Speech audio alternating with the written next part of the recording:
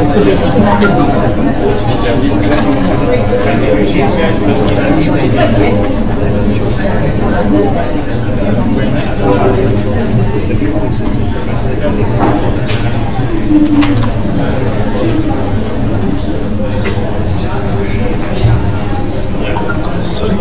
how are you? I'm doing a live streaming. Just mind your head. I'm doing a live streaming on the camera. Yeah, it's like I see your head. Yeah, it's fine. You're fine like that.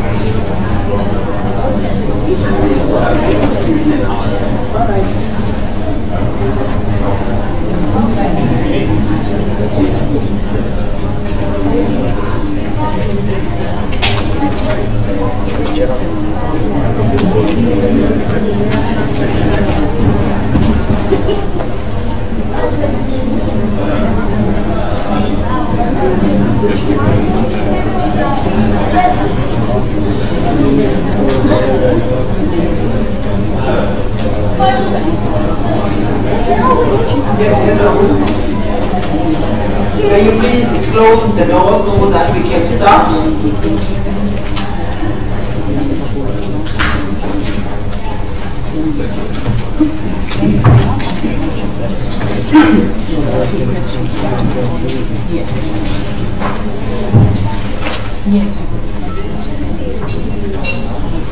Please take a seat.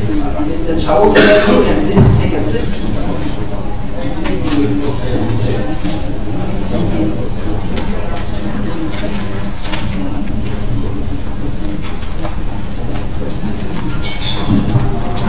Good morning, ladies and gentlemen, and compliments of the new year to you all. My name is Nofundo Maseti, and I'm the full-time regulator member at Nersa, responsible for electricity as well as pipe gas at Nersa. And I have my colleagues here today who are going to assist in this public hearing.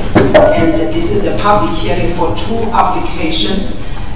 The application for the third multi-year is for the multi-year price determination, MYPD 4, as well as the regulatory clearing account application for 2030 determination, which will be the last year of that determination, meaning it is for 2017-18 of the previous MYPD 3. Today I have members of the energy regulator. I'll start from my immediate right to introduce the members. I have Mr. Jacob Modise, who is the chairperson of Nersa, and he is also the member of the electricity subcommittee at Nersa. On my far right, I have Muzi Vukile Mkize, who's the full-time regulator member, primarily responsible for the regulation of petroleum pipelines at Nersa, and he is also the member of the electricity subcommittee. On my left, I have Mr. Fungai Sibanda, who is also the member of the electricity subcommittee and the chairperson of the HR committee as well as finance committee at Nersa. I also have another member of the regulator who's not with the panel today, but is sitting in front, Mr. Yusuf Adam, who's the part-time regulator member at Nersa, and he also participates in the final decision of these kind of applications. We will be joined later by Mr. Christopher Foley, who's on his way here, and he is also the full-time regulator member at Nersa, responsible for, it's also the CEO and the member of the electricity subcommittee. At this stage, I would like the person who's going to brief us with the evacuation procedures. What's his name? Orleko.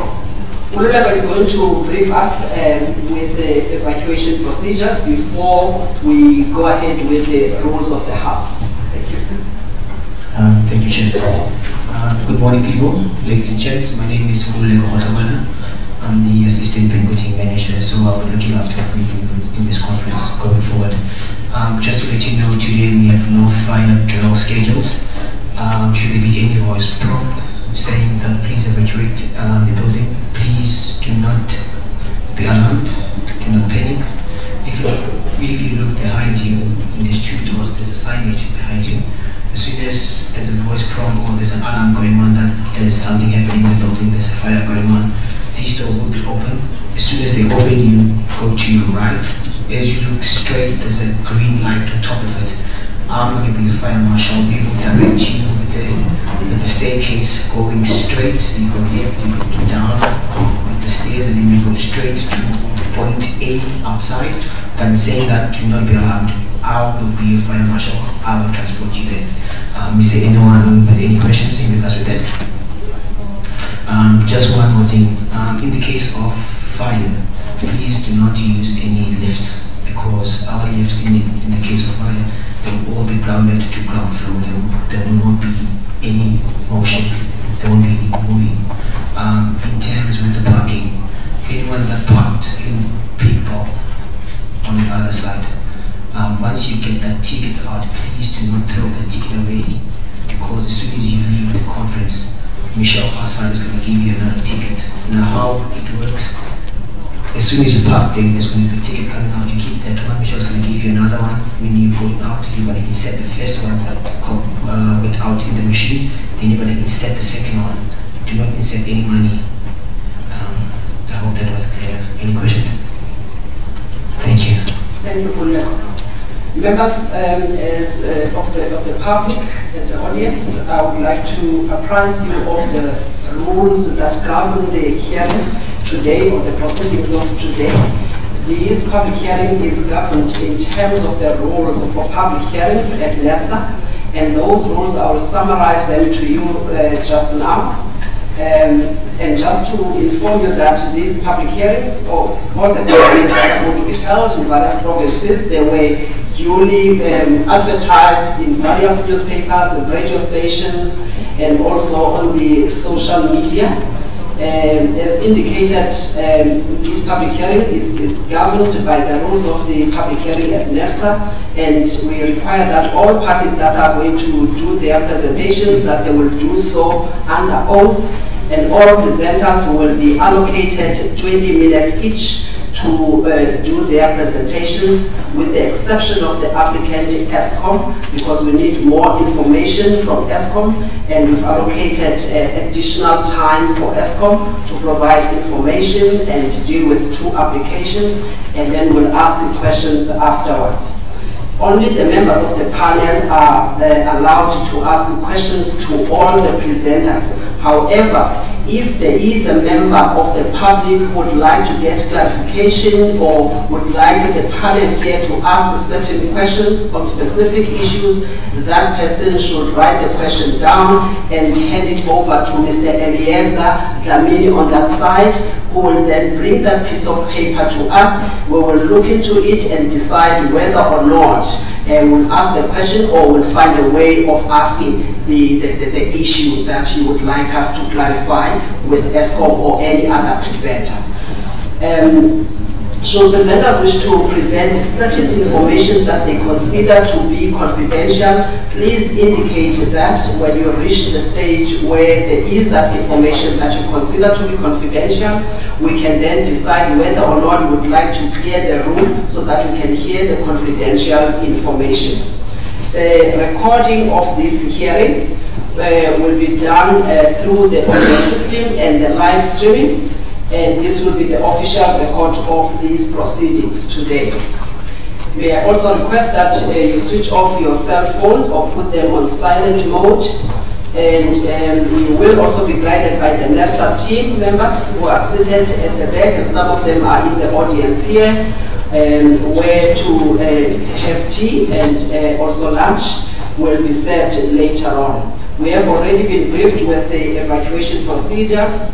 In terms of the applications or the requests that were received for the presentations today, we received about 16 requests. So we have about 16 presenters today. So it's going to be quite a long program today. So but we'll try and manage the time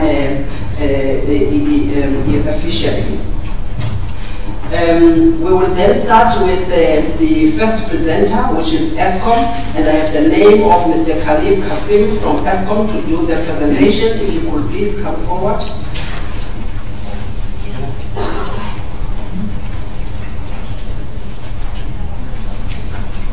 Whilst they are setting up, Mr. Kasim, may I find out if you have any objections in taking the oath? No. No objections? All right, may you please raise your right hand. Do you solemnly declare that the evidence you're going to provide to this panel today will be the truth and the whole truth? Yes, Chair. Thank you very much. May you please state your name and your portfolio at ESCOM for the record. My name is Khalib Kasim. I'm the Chief Financial Officer of ESCOM. Thank you very much. You may start with your presentation when you're ready.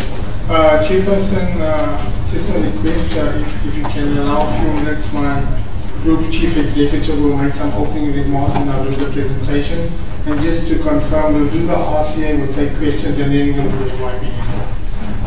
Mr. Kasim, I would allow you to do so, but also be mindful of the time. So yes. The reason I say so is that I would have loved a situation where we could swear in all the, or to conduct the oath with all the team that is going to assist you in responding to the questions. So if you will then ask your group CEO to come forward, there's no one who's going to speak on the mic without taking the oath. In case you would like to make some critical remarks that have some bearing on this application, so we'll also then have to conduct the oath. Okay.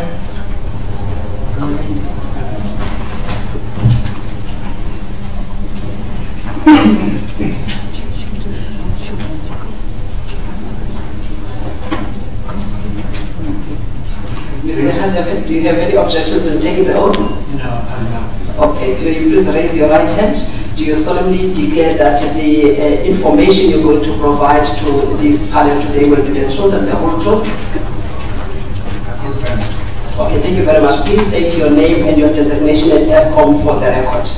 My name is Paramani Khadege. I'm the Group CEO of ESCOM. All right, you may proceed with your remarks. Thank you so much. Chairperson of Nersa, Mr. Jacob Budise. The regulator member responsible for electricity, who's chairing here today, Ms. Namfundo Maseti. Members of the regulator sitting in front of us, Chief Executive Chris Body, officials of Nersa that we have seen here today, members of business, importantly, South African community that is here today, members of the media, distinguished guests, ladies and gentlemen, good morning. ESCOM welcomes this moment here today to come and present our revenue application, MYPD for. We are honored to be here, but importantly, we thank you for spending time to be here with us to discuss these issues. We acknowledge and thank Nersa for arranging this democratic open session where each and everyone are allowed to raise their own views. But we also like to thank South Africans, as I've already indicated, for spending time here. We know that there are so many things that you use your time to do, but you felt it important to come here today. We're thankful for that.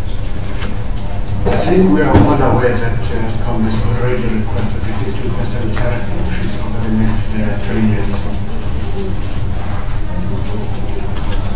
This looks very, very steep. We will agree. But ESCOM's finances have reached a stage where ESCOM on itself or alone cannot be able to solve all these problems or the challenges it's facing. And this is crucial, this is important. So when we're looking at the request that has been made by ESCOM, the 15% tariff increase, we should look at this not in isolation of some of the initiatives that ESCOM has embarked on to turning around this institution around.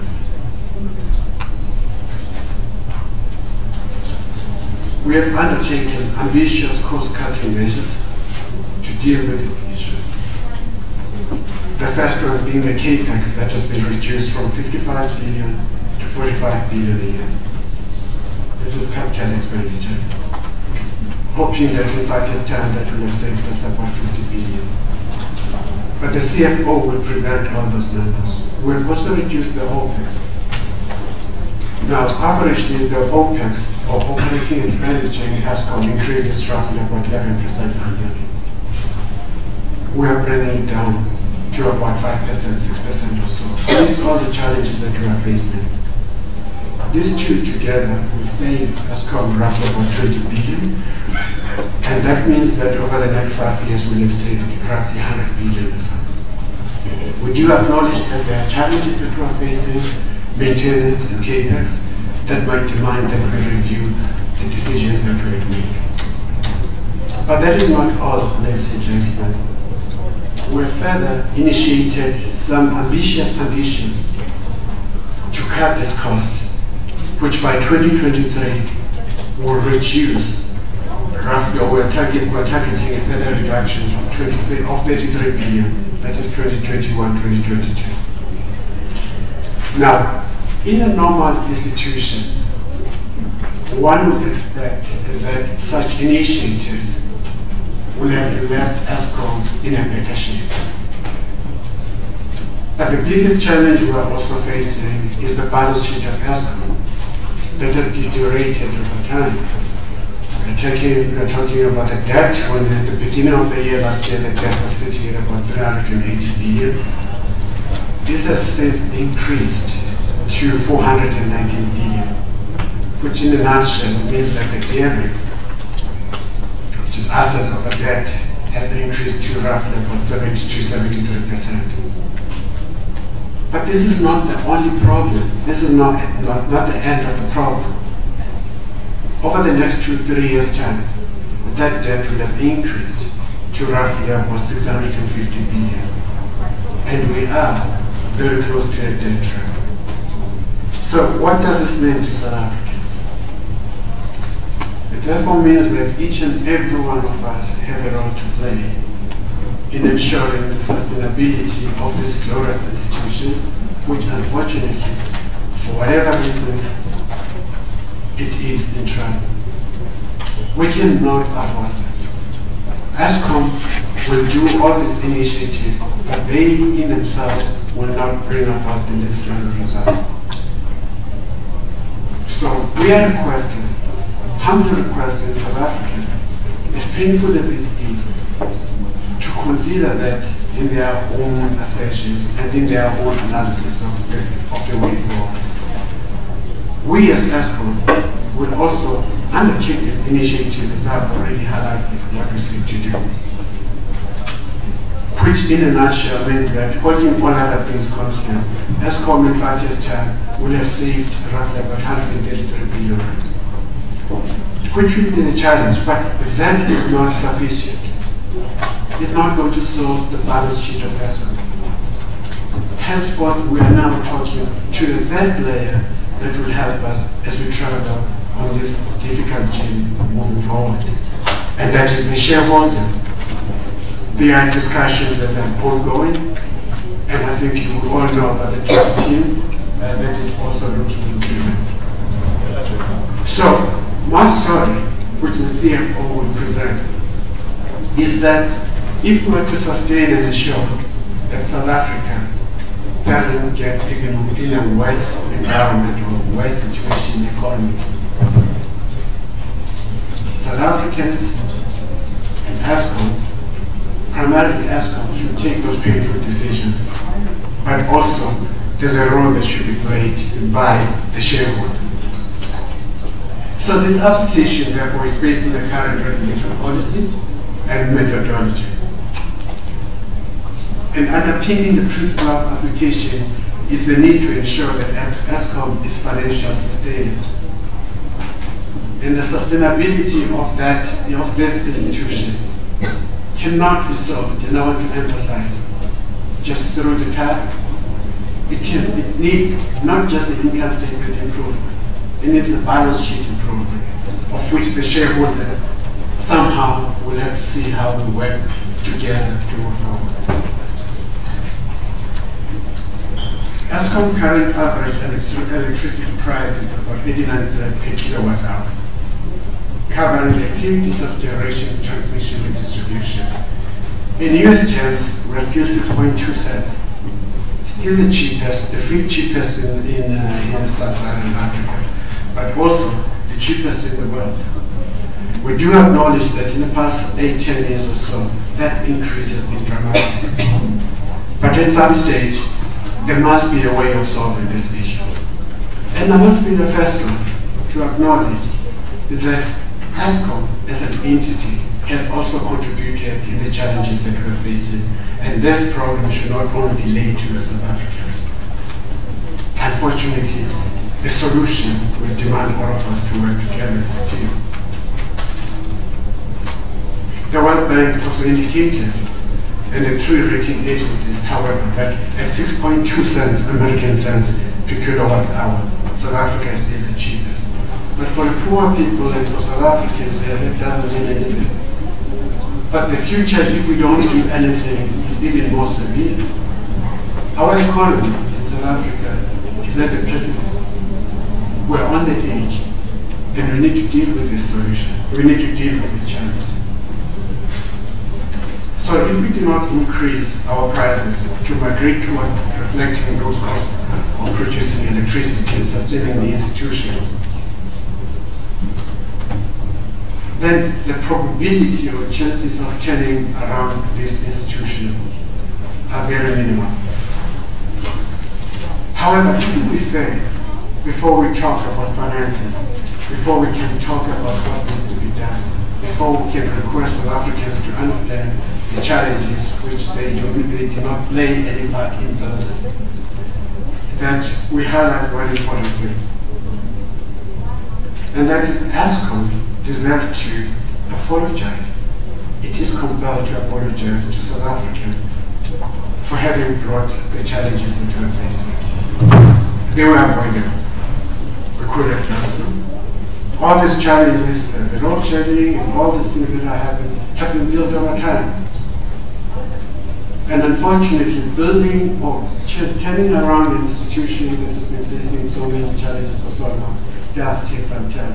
It's not something that can be turned as quick as possible. So we apologize for that. We want to pay particular attention in those initiatives that will ensure that this institution is turned around. But we're here to listen to you. We understand the dynamics of the economy in South Africa are such that a 50% increase is severe.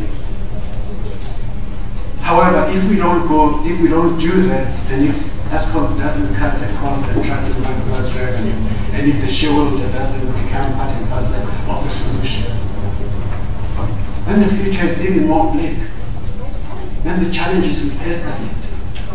And I request that as we're talking about how we're going to move this institution forward, we consider such issues. Having laid those bases, I thank the opportunity I've been given to introduce the CFO, but importantly, once again, I want to thank you for spending time here with us and for you to have been given an opportunity to raise your issues. We'll hear with open ears and a heart that is willing to listen to those predicaments that we are facing. Thank you so much. Thank you, Mr. Adebe. Mr. Kassa. Thank you, Chairperson. As requested, just one more colleague that's going to take the oath, that's going to help with the second presentation. Okay, I don't have the name of the person, but my name is Tembeka Ndaba. Tembeka Ndaba. Oh, Tembeka Ndaba. Okay. Do you have any objection to the oath? I don't. All right. May you please raise your right hand? You solemnly declare that the evidence you're going to provide to this panel today will be the truth and the whole truth? I do. Thank you. May you please state your name and your designation at ESCOM for the record. My name is Tembeka Ndaba. I head Forensic and Anti-Corruption Unit. Thank you very much.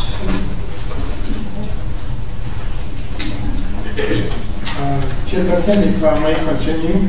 The first part of this public hearings is the regulatory clearing account for the final year of MYPD relating to 2017-18. And I'll just go through a summary of that application that we have made to the regulator on the 12th of September.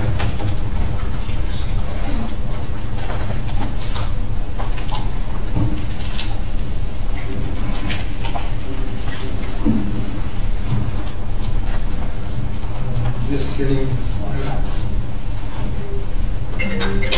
Okay, Chairperson, thanks. I think it's important that during the course of last year, Nersa had made the determination on year 2, 3, and 4 of MYPD 3.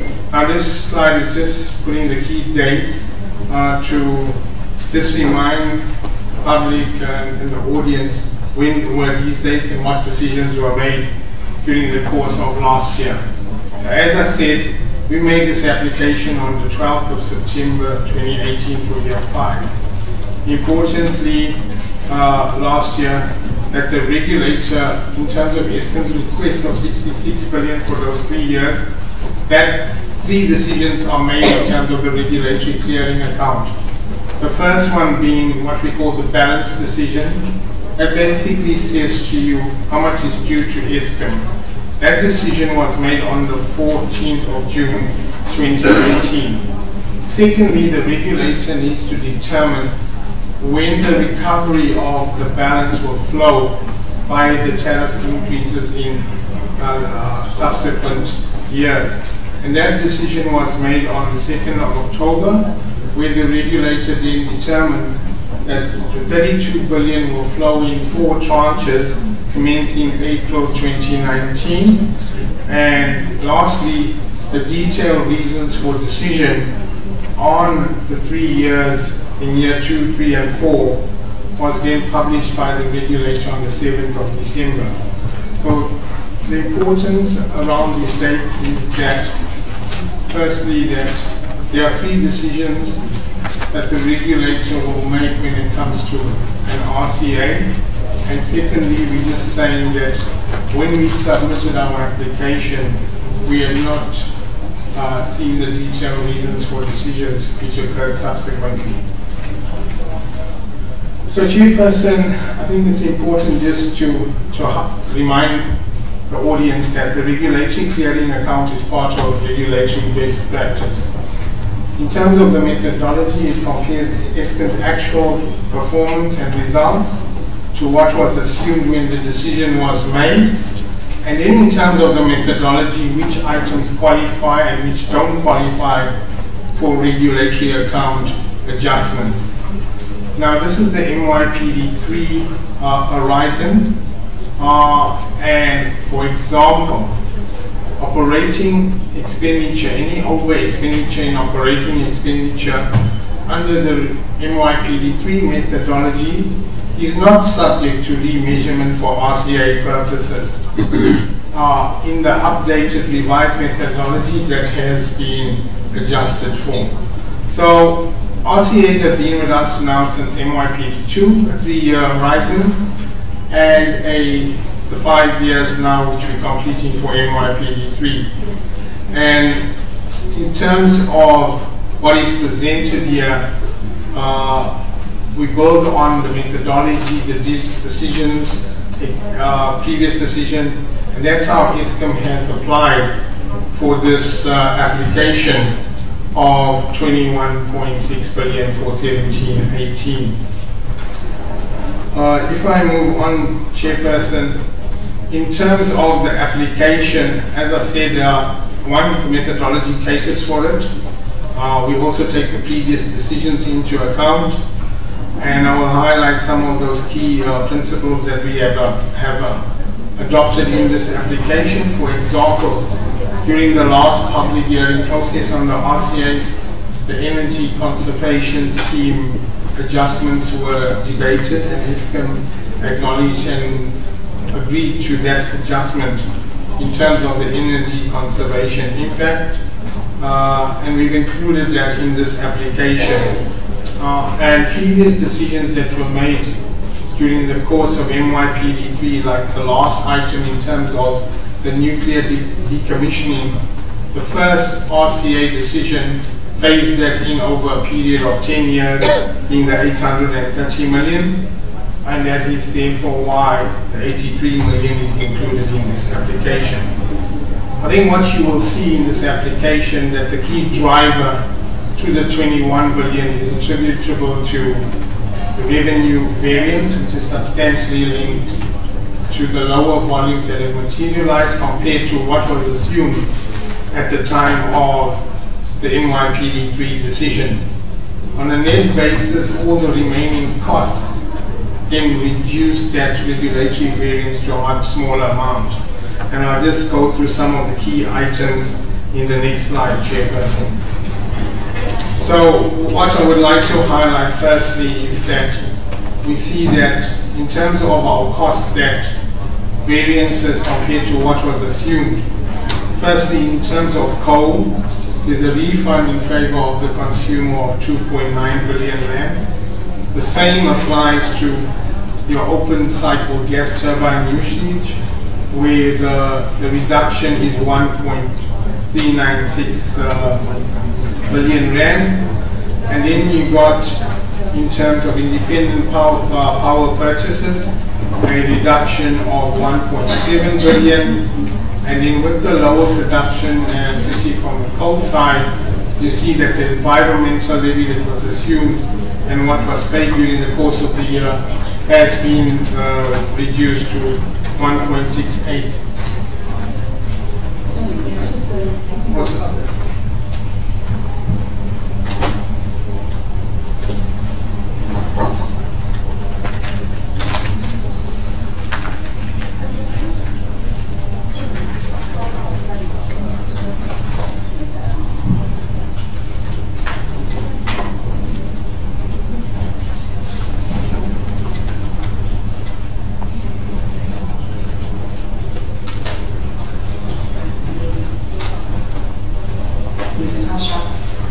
You interrupted the flow without notifying us.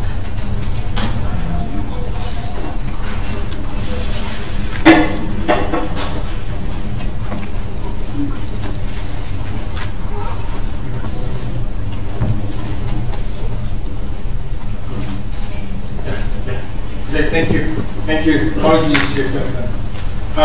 So let's just summarize again. Firstly, in terms of our cost items in this RCA, as mentioned, there's a refund in terms of coal costs, as well as your open cycle gas turbines, your independent power producer costs, and the environmental levy. As I highlighted, that you will also see that the energy conservation scheme adjustment of 1.1 billion favors the consumer, and in the course of the last financial year, your demand side management initiatives is a refund of 1.1 billion. So effectively, what this RCA for year 5 demonstrates is that from a cost perspective, ISCOMs are claiming some adjustments of 810 million relating to other primary energy, 100 million for demand market participation, your service quality incentives for distribution and transmission network businesses, and then a inflationary adjustment for operating costs. Although the total item is not subject to remeasure, the mechanism does allow for the difference in what the inflation assumption was in the decision and the actual. And then, as I mentioned earlier, you will see the phasing in of the decommissioning provision that was allowed in the first year of the RCA over a 10-year period coming through. Now, as highlighted, that of the 21.6 billion that's requested in this application, the first line is the big item in terms of the request, from a regulatory perspective. And as I said, this is linked substantially to the difference in volumes compared to what was assumed, giving us a total revenue item of 26.9 billion rand being requested. Chairperson, if I just move on, that's just showing it graphically, the different components in terms of the RCA application. And what I want to just highlight on this slide is that you will see that primary energy is adjusted for after the revenue variance. Effectively, in that reduction, it's made up of two elements: a favorable adjustment from the volume perspective, and then there's a price adjustment in terms of your coal cost. So yes, the volume changes are catered for in the primary energy element of the regulatory RCA mechanism. Chairperson, this is just explaining some of the key changes as I touched on from a sales perspective, what has changed. And this is attributable to economic conditions, commodity prices, and in particular we've seen from a volume perspective that the decline in municipal sales, in mining sales and industrial sales for year 5. From a generation performance perspective, we had assumed 82% EAF, and that was much lower at 78% in 17-18. And from a new build perspective, that compared to the dates that were assumed, they came on at a later date during 17-18. Recently, the commissioning dates have been tracking the revised dates. I touched on the coal costs, and we'll go into more detail on the RCAs throughout this 3 weeks of the public hearings. And in the OCGT usage has been at a much lower load factor in 17-18, linked to a combination of various factors, including the demand, including the performance around IPPs, etc., and the plant at 78%.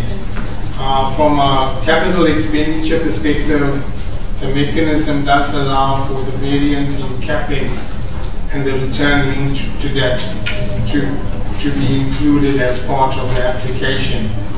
I just want to reiterate that obviously all these adjustments are subject to review and prudency from a regulatory process, and that is why you are participating throughout these public hearings. Just to touch on briefly on the revenue side, I think it's important to understand that there are, especially firstly on the revenue side, one adjustment that is made when you just purely take the actual revenue that's disclosed in our financials compared to what is the amount we refer to for the RCA mechanism. And effectively that takes into account, for accounting purposes, where the collectability of your revenue is questionable, we remove it for accounting purposes. For regulatory purposes, we reverse that. So effectively, the challenges that we have around arrear debts on municipalities and Soweto, the inability to secure their funds and recovery of that revenue is basically reversed and not being asked for through this RCA mechanism. We basically assume what is billed is collected, and that's how we determine the basis of the reference for the revenue variance. On the primary energy side, I think similarly there is one key adjustment that's made. Here the change goes in the opposite direction. For your DOE peakers, Avon and Dedisa, for accounting purposes, the capacity charge is capitalized over the life of the power purchase agreement. But we do pay that capacity charge during the year. And for regulatory purposes, then that pass-through of IPPs is then included in this RCA. So what we do for the IPPs to the primary energy adjustment, we then reverse the capitalization of the DOE peakers, and we recover the full cost during the course of this RCA process. And I think then just to conclude on some of the other key items that makes up the 21.6 billion, as I said, from a capital expenditure account, there's 925 million that's linked to our capex that we've overspent compared to the decision by about 2 billion, and then linked to that is the allowable returns. As I've touched on the DSM, there's a refund of 1.1 billion, and then the service quality incentives for distribution and transmission together with the inflation adjustment.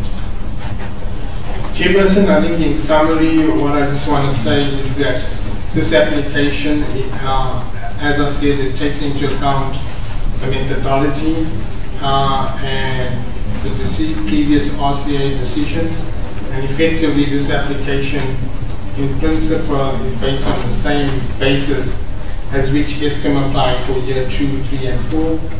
Over and above that, taking into account the energy conservation scheme adjustment that we have been adopted in 17-18 application.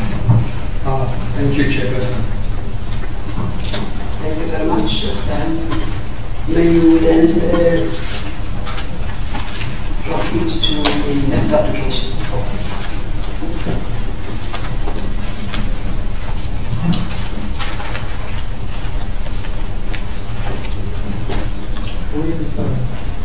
You can find the presentation for the Chairperson.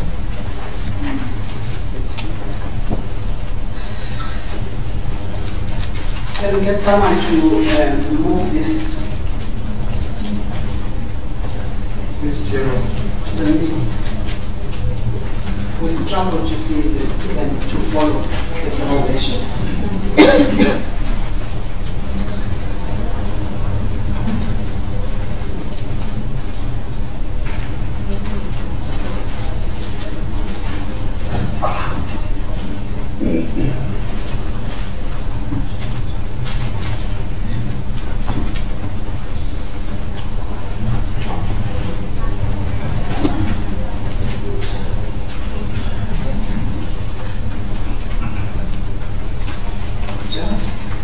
This is the one that we would like you to assist with, is this one.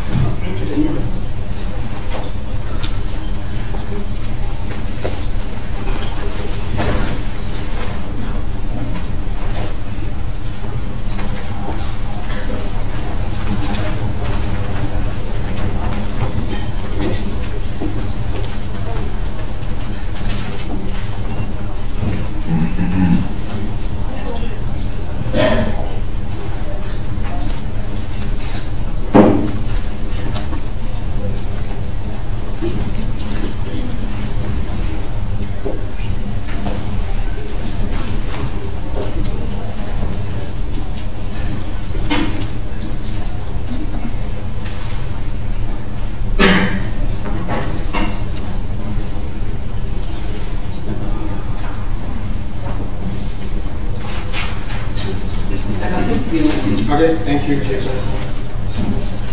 I will touch on firstly just where we are financially, reiterating the points that our Chief Executive says go into the MYPD application, a summary of that.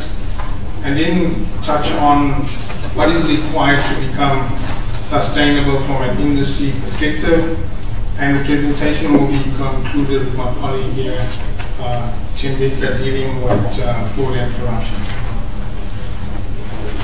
Chairperson, I think we're just highlighting here, as we disclosed at our interim results for September 18, how Eskom is performing. These slides are exactly the same.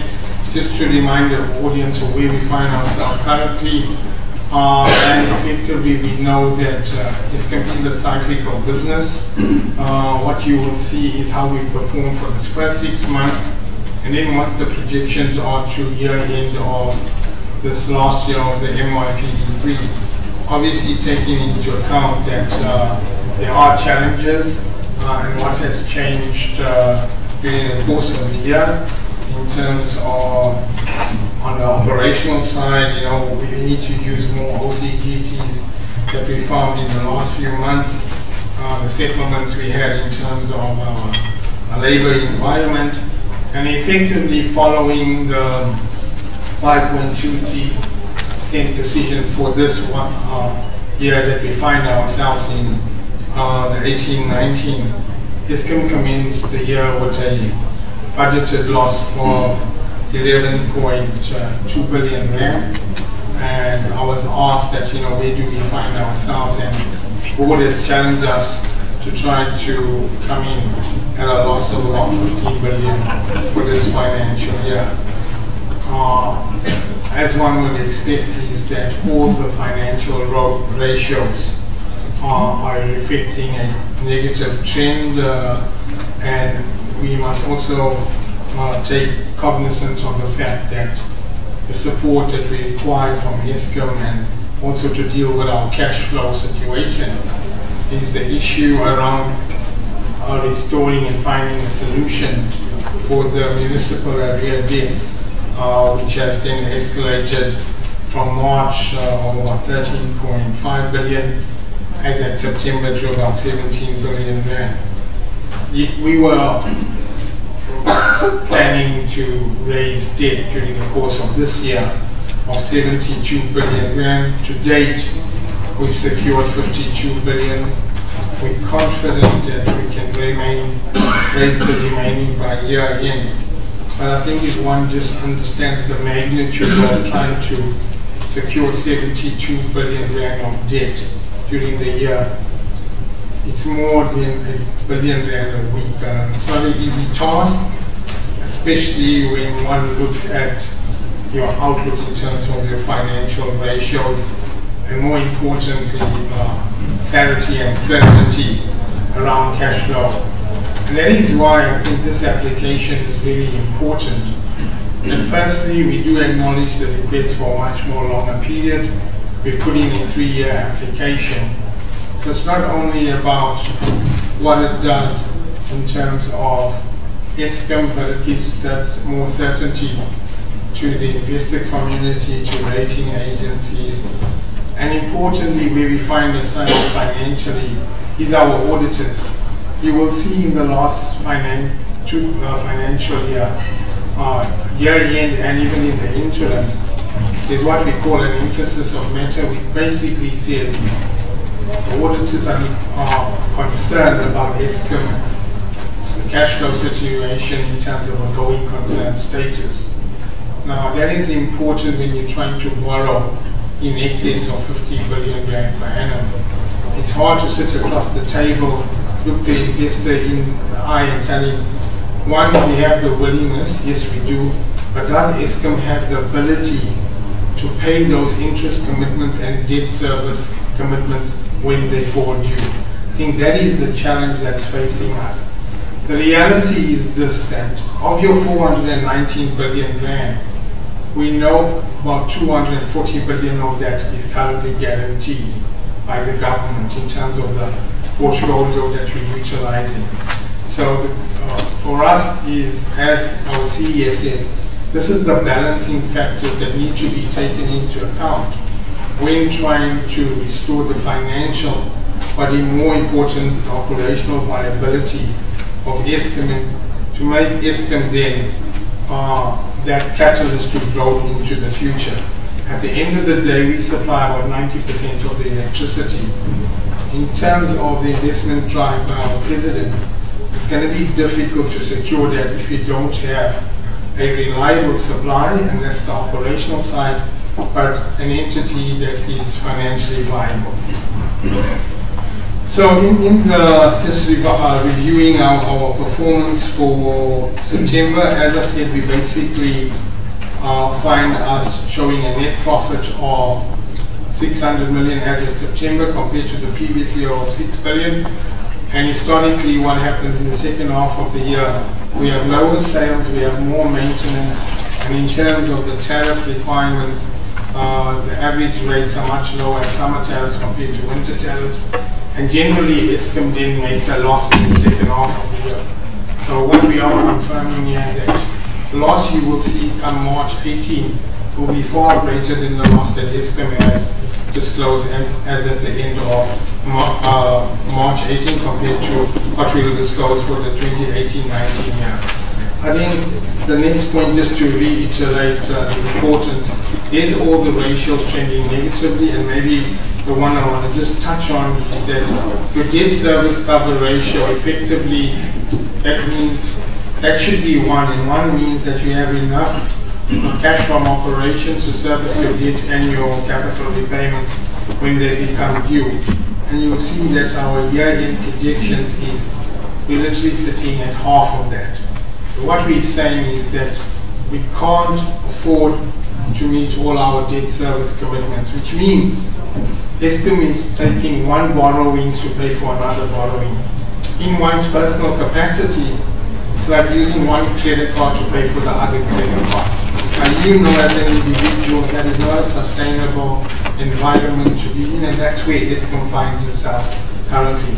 We do acknowledge, as my CEO said, yes, we must deal with our costs, etc., and that must be an efficient level which, through these 3 weeks, the regulator, your input will determine.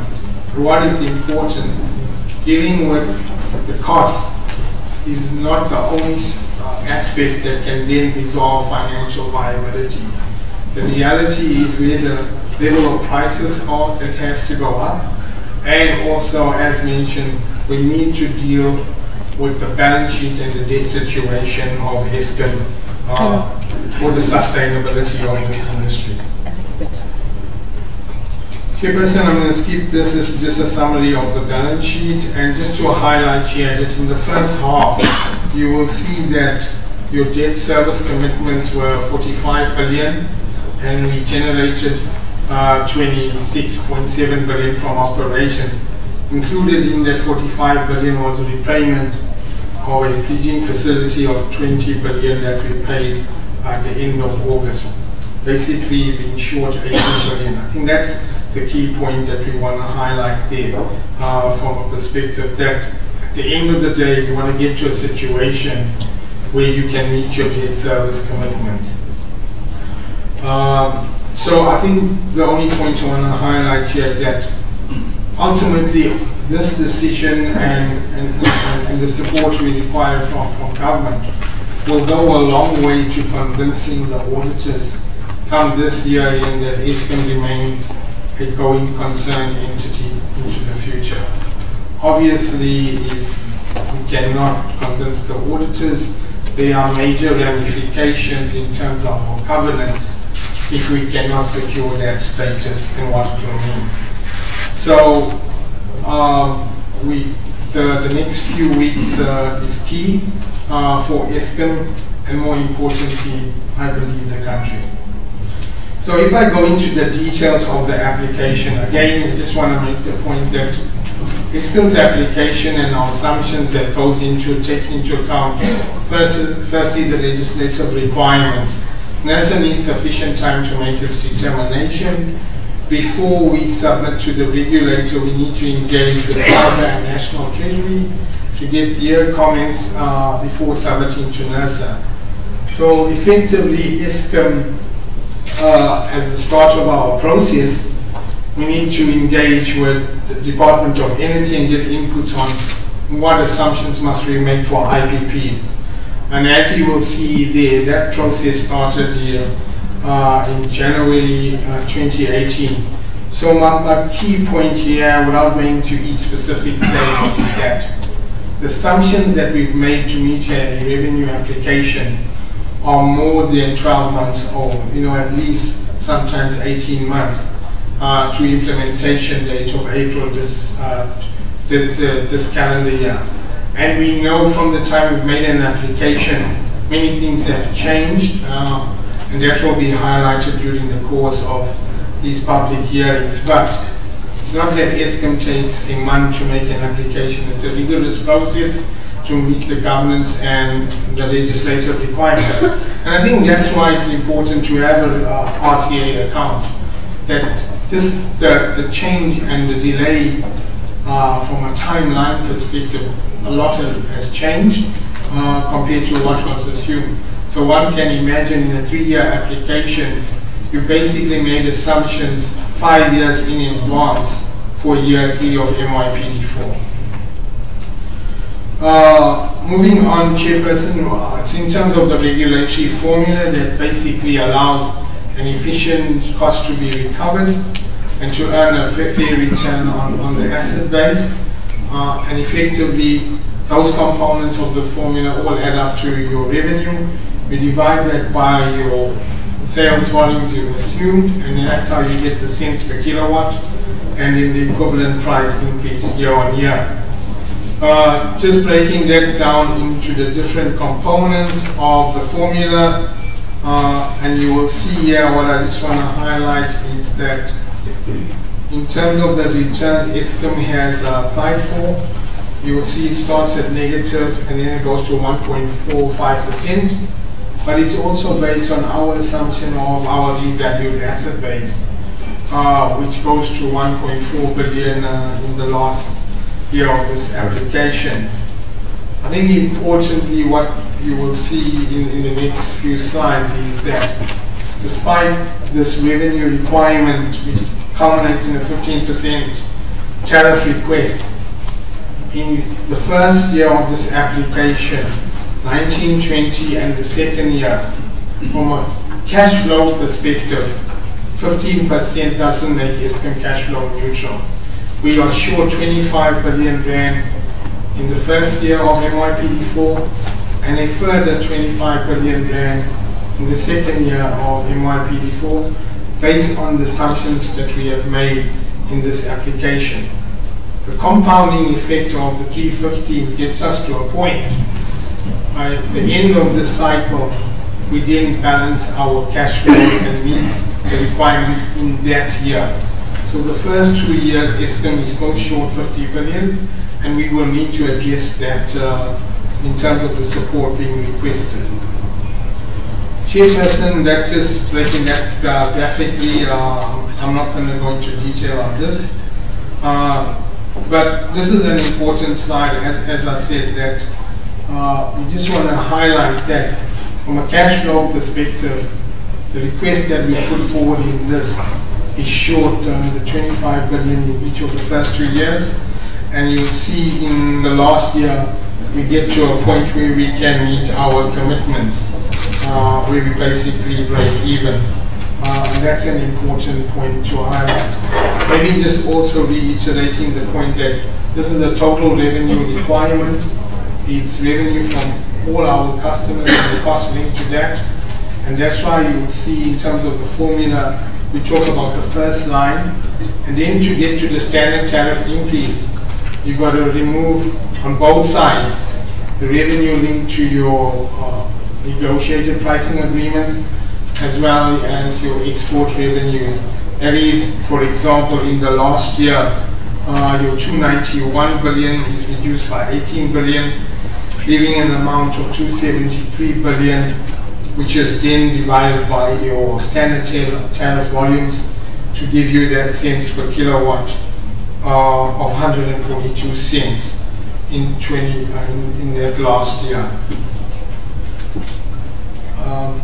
So, if Eskom was looking at it from a pure cash neutrality perspective and not to be short, then the revenue application would have meant that when you bring that back to the price we would have asked for, to neutralize the 25 billion shortfall in the first year. Eskom would have not asked for 15%, we would have asked for 29%. And the second year is 13%. No one will ask, why is the second year not like 15 or another 29? Obviously, if you get it in the base, you're getting 25 billion literally starting in that first year. It's then recovered, it's in the base for the second year. That is why the 13% and the 15% in year 2 are almost the same. And because we were cumulatively breaking even by year 3, you then see then the drop to 4% in the last year. Importantly, just to remind the audience that the 142 cents is the same in year 3 as per our application. The difference here is you are then neutral from a cash flow perspective. I think, yes, we have spoken about our costs, etc., and it's an important item. All we're trying to highlight here is that, yes, we know following the decisions that we must look to control our costs. And this is just comparing the absolute spend that was incurred over the MYPD 3 period, as well as the projections into the MYPD 4 period. So overall, if you look at your total primary energy basket, on average, your compounded average growth over this period is 8.36%, with coal going up by about 8.5%. And let's acknowledge, during this period, our volumes have decreased by about 1%. We know that over this period, our sales have been declining by about 1% per annum. On the IPP costs, the growth in that cost base is 37%, but linked to that is also the growth in volumes that have come online during this period, and on average that growth is about 21%. And then you get your other primary energy cost items, which is reflecting a decrease of 6%, and I think the main contributing factor there being the fact that your environmental levy is also being reducing over time. So just to highlight that, yes, our costs overall on primary energy over this period is not sitting in the double-digit category. We're trying to keep it as close to inflation, and those are the respective amounts over the period on average. And then if I go to our second big cost item being, when one looks at our operating costs, and if we exclude other income and arrear debts, how is Eskom's operating cost being performing over this period?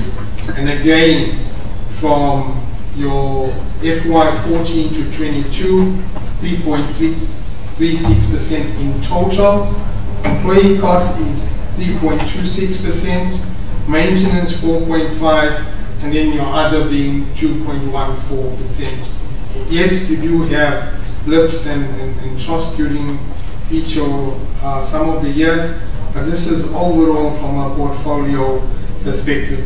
The message here is we're saying that what we've done and where we're looking to go, as Akamani has said, we want to keep our costs at inflation, or more importantly, below inflation, of what we believe is within Eskom's control. So I think importantly, I touch on this point that we can't only look at this as a short-term decision. We want the sustainability of Eskom and the industry. And I think let's just remind the audience that in terms of the electricity pricing policy of 2008, it states there where we should be at a cost reflective level within 5 years. So that takes you to about 2030, and I'll reiterate why that's an important reference. Also, I think for everyone, now that IRP is out, you need to look forward to a longer term price curve, and I'll touch on that based on the draft IRP. And at the end of the day, the regulator's mandate is to balance the needs of the consumer and the sustainability of the utility. I think importantly, in assessing the decision, Nersa has during the course of this last year come up with a prudency guideline, And I think here I just want to touch on a few points. Commitment, costs, and binding agreements would need to be considered. This is in particular as it relates to debt service commitments.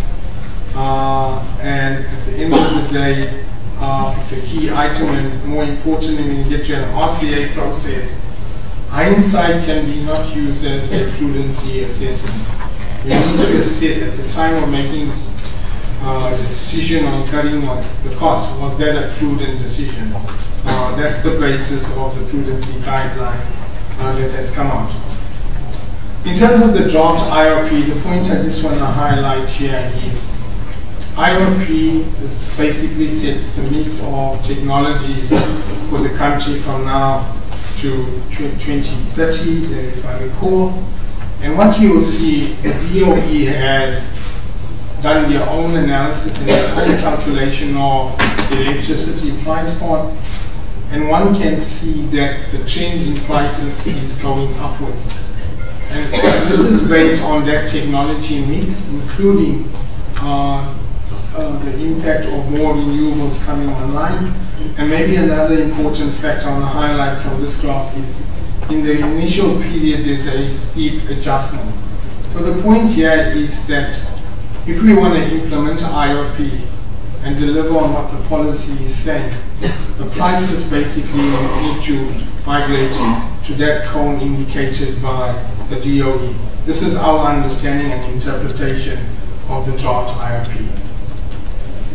So basically coming back to cost reflectivity, etc., all we're highlighting here is, as I mentioned, this 5-year horizon, and effectively this slide, all it's demonstrating here is, if you take the regulatory decisions of MYPD 3 and the 1 year, Nersa does then say this is your targeted return on assets, and that's the respective amounts of 7.65 and 6.9 in the last year, and what was allowed as the returns in the respective years. Had we been awarded the full return in each of those years, the difference in revenue will be the amounts disclosed in red, which over this period adds up to over 150 billion. So we are not changing what would assume cost. All we're saying is that had you had full returns for those years, this would have been the additional revenue awarded during the tariff decisions of those particular years.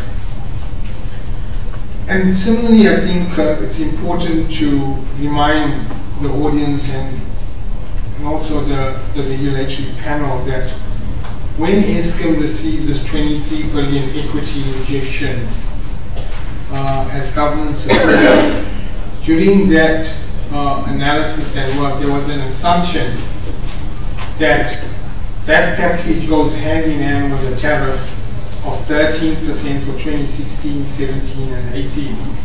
Now, what you will see that in 2016, coupled with the MYPD 2 RCA, we basically got to about the 13% overall tariff in that year.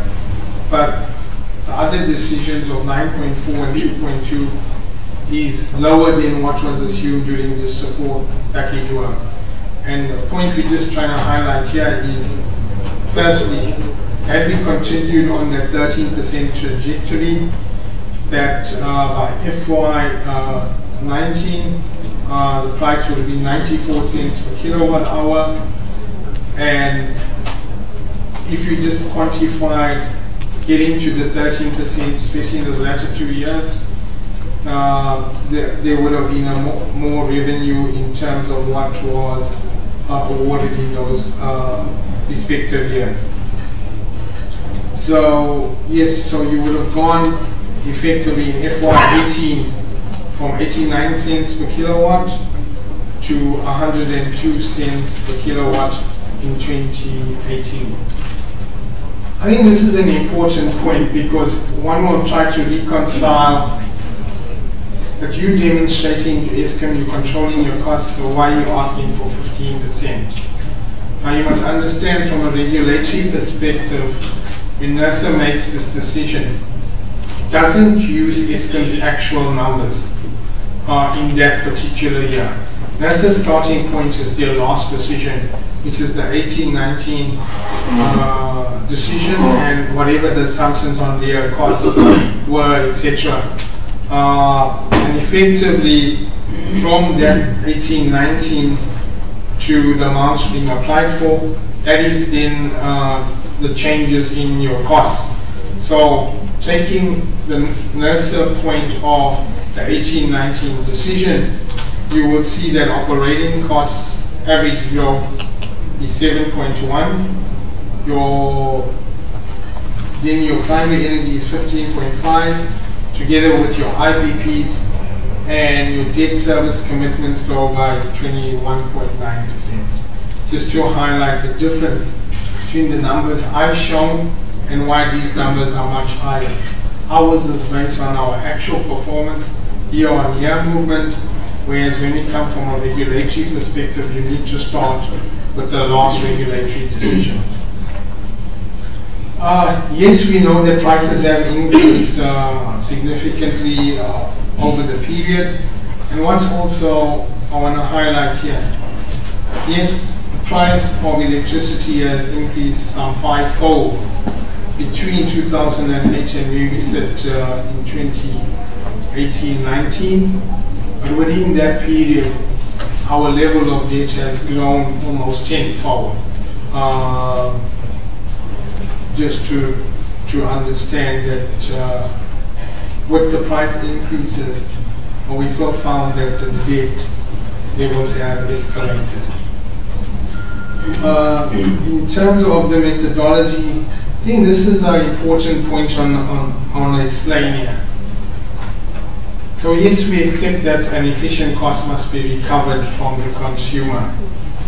But in terms of the regulatory mechanism, when you reduce the cost base, in terms of the formula, in my example here, if I use, and this is illustration, FY 2020 revenue application 219, if through this process, Nersa agrees 20% reduction in cost, which means 25 billion will be removed from your allowed revenue, and you will get a revenue determination of 193 billion. What that does, it does bring down the price of electricity. What it doesn't do, doesn't increase the returns. And the returns are key to meeting your debt service commitments. So the point I'm highlighting here, yes, we must look at the cost to limit the impact on the consumer. But if you want to become sustainable, you need to change the returns for Eskom to meet its debt service commitments. I think simply put, it will be difficult. I can't see any other producer having a financially viable model if the returns is very low, and will they come in? So I think the point I'm highlighting is we need to now deal with the returns, get it to what is the allowed return, and we cannot continue to migrate to a full return because it doesn't make Eskom's balance sheet sustainable. So in summary, Chairperson, I think as we touched on, yes, we acknowledge we must deal with our costs and keep that within an inflationary range or even lower. Prices have to go up for Eskom to be financially sustainable, and more importantly also to be operationally sustainable. Can't do this alone. We need the support of government, especially around the balance sheet. With these margins, supplying electricity and not collecting the revenue from the municipalities is not sustainable. Eskom balance sheet does not allow it to be a bank to the municipalities. That needs to be addressed to the respective processes through government. We need to improve our operation performance and become efficient on that. And yes, we are coming off a low tariff base of a 2.2% and a 5.23% over the last 2 years. And the decisions that will be made at the end of this process, Nersa has indicated the 1st of March. We know the entire country is looking at this. But from a financial perspective, the debt providers, rating agencies, and importantly, the auditors will be using this to assess whether Eskom remains a going concern entity into the future. Chairperson, that's my side. I think importantly, in the context of what has happened, the issue around fraud and corruption is critical. It's a relevant topic, and that's where Tembeka will take us through a few slides on that, and then we are ready for questions. Thank you. Thank you very much. Ms. Ndaba.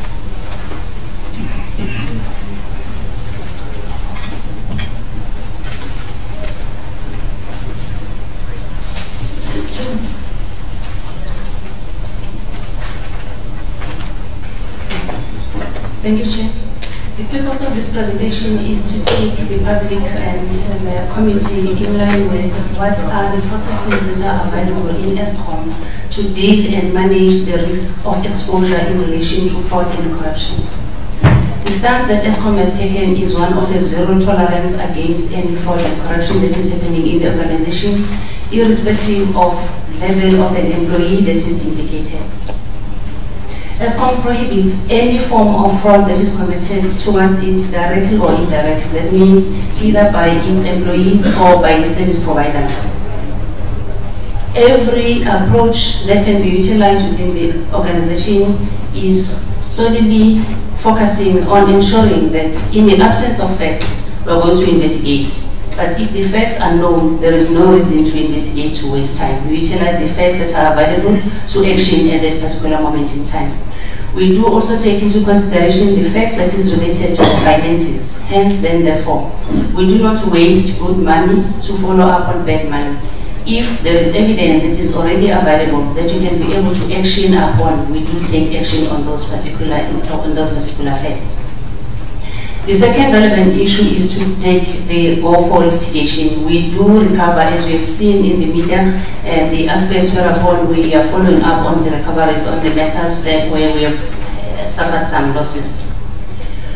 Chairperson will also do work as close as possible with the criminal justice process to ensure that the matters where the criminal aspect has been identified, the matters are reported to the police. I know that most of the time we hear about the employees that happens that might be implicated and they end up resigning from the organization. In an event that upon our investigation, we have sufficient evidence to prove that a crime has been committed, whether the employee is still within the organization or not. We still pursue the matter together with the criminal justice process, and we assist the police during their investigation to ensure that at the end of the day, justice prevails. However, Chair, I need to emphasize the fact that Eskom does not take heed of the criminal justice process per se because it is not within the Eskom's processes. However, Eskom supports and engages with the external parties, be it the HOPS or the SIU, to ensure that the criminal justice process is concluded effectively. How does Eskom deal with the management of fraud within the institution? We've got a crime strategy that looks not only on white-collar crime, but also consider the revenue losses. This is around the issues of electricity theft. We report to the board that provides the oversight. We look into our operational strategies on a day-to-day basis, and we ensure that now and again, we revisit our maintenance strategies to ensure that we enhance our operations. The fraud prevention policy, Chair, focuses solely on white-collar crime incidents. This is a risk-based approach, meaning we don't necessarily only conduct investigations. The investigation is the third leg. We first prevent the activities prior to them occurring. We have got detection methodologies that assist us to detect the incidents as and when they occur. We therefore investigate as a third pillar in an event the two has failed, and we ensure that we go for corrective action. Either we go with the disciplinary, the criminal justice process, or the litigation process. Within our fraud prevention policy, the key aspect is much more addressing the reputational risk within the organization, and the major emphasis is on ethics. Any unethical behavior is not tolerated within the organization. Chair, the third policy is related to the whistleblowers. We cannot investigate in an event that we do not have the people that report. But also we need to govern the reporting of the incidents to ensure that there is no reputational damage that happens to an employee that happens to report a particular matter. However, the reporting needs to be responsible in the sense that it needs to be done in a proper and in a responsible manner.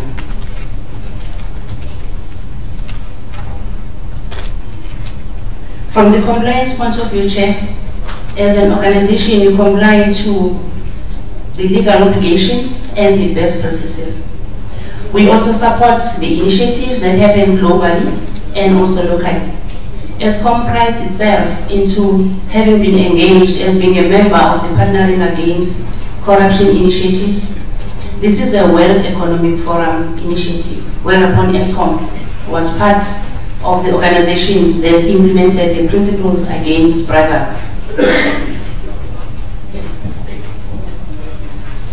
In an event, Chair, that we are unable to manage our corruption risk, ESCOM is fully aware that there is a major risk of the reputational damage. We necessarily cannot afford to be in that particular space. We also cannot afford a situation to lose the brand value. Hence, then, therefore, in our engagement, as we plead with the committee today, it's a situation that we do our level best to manage the fraud exposure that we are having, but taking into consideration that those key 6 pillars are at the center of the organization in our fraud management. The question, Chair, that one might ask is corruption unique? Is it something that is only happening within a particular institution? Is it a situation that is happening only in a private or in a public institution? Is it a situation that is only happening in South Africa as a country, or is it a global issue? Having said that, we are fully aware that the motives of the fraudsters are changing all the time. We therefore have to ensure that our methodologies are at all stages equal to the activities that we are involved to and exposed to from the fraud perspective. So I want to take you through the 4 pillars that we have as an organization. What exactly do we do within our prevention? There is a familiar concept that we all heard about, that is on the lifestyle audits. I think there are very few organizations and institutions that I know of that have taken stances and steps as ESCOM has taken. Chair, truth be told, it's not that easy to give an instruction to your executives to avail their personal information so as to their spouse's information on the matters that the organization wants to do proactively without any allegations that have been leveled against individuals. Secondly, I do not know of any institution that has taken action against its own employees for failing to adhere to a request by the organization to avail its information for the purposes of a lifestyle audit. Chair, what I'm saying and what I'm referring to is ESCOM acknowledges its exposure and therefore acknowledges the fact that it needs to ensure that the leaders are playing the role and they are leading. And these activities that have been taken by the organization, we conduct the surprise audits, we conduct the fraud risk assessment. We are fully aware as to where are we exposed the most, and we are then therefore able to put the mitigation factors into those particular areas. We conduct the due diligence against our service providers. This is the concept that the banks knows as know your client. Of course, Chair, you might not know everything else where the person happens to hide. Hence, in an event that we happen to find that some of the service providers that you are dealing with are highly unethical, we've got a process in place that deals with unethical behavior of our service providers. This also includes the blacklisting of the service providers that have been identified, as it has been communicated before. Within our detection mechanism, we've got a number of whistleblowing mechanisms over and above just the toll-free line.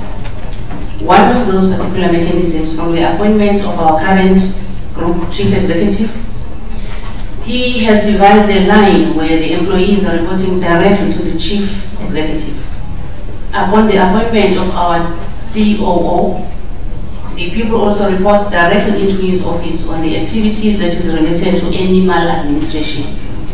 In the engagement by EXCO to the employees are encouraged also to report all the known incidents of any maladministration over and above just reporting to the toll-free line. And also employees are encouraged to provide some ideas that can assist the organization to enhance its effectiveness in line with its controls. Chair, I've indicated before that the response or the investigation is the third pillar upon which we rely on. We need to ensure that prior to incidents happening, it might be very late by the time we come in and investigate. Therefore, we need to ensure that we first understand our risk exposure, we put the mitigation aspects, we investigate in an event that we are exposed at a later stage. But we have had the concept of consequence management. I think that's a buzzword in ESCOM these days. ESCOM is able to take consequence management against its employees because there is a groundwork, there is a process. Sister Becca, I'm going to give you 5 more minutes to wrap up your presentation, and I was hoping that ESCOM will include slides that will give us feedback on the investigations that were conducted previously and the details that were provided during the hearings on the RCA application, so that we know where we are, what has happened, as opposed to taking more time on the processes themselves.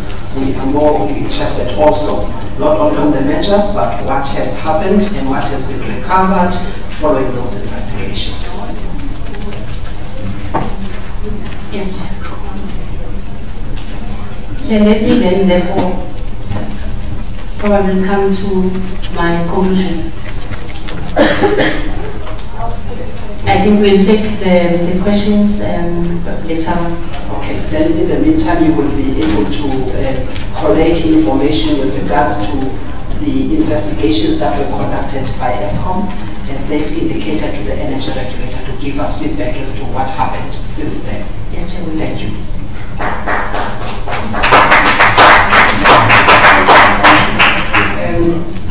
Okay, thank you. Chair, thank you.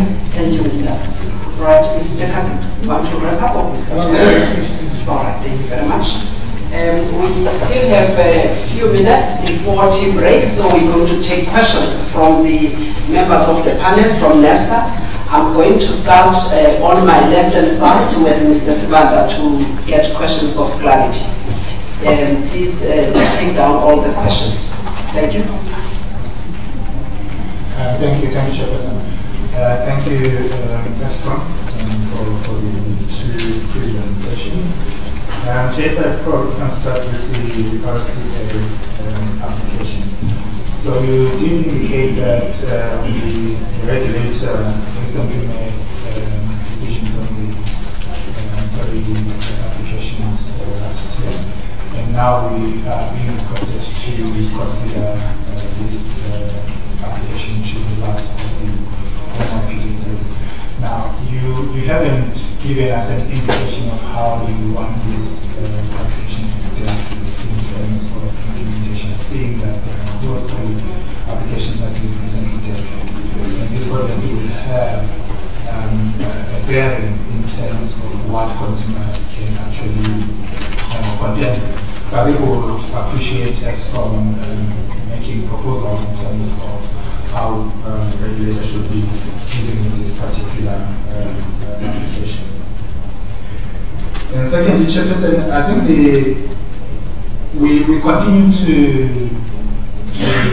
contend with the issue of the disjuncture between the growth sales forecast and what materialized. And this is the biggest component of the RCA application once again. And we had a detailed discussion and debate the last time. But it's still not clear to me, Chair, as to how this should really be consumers, or why it should fall on the consumer side.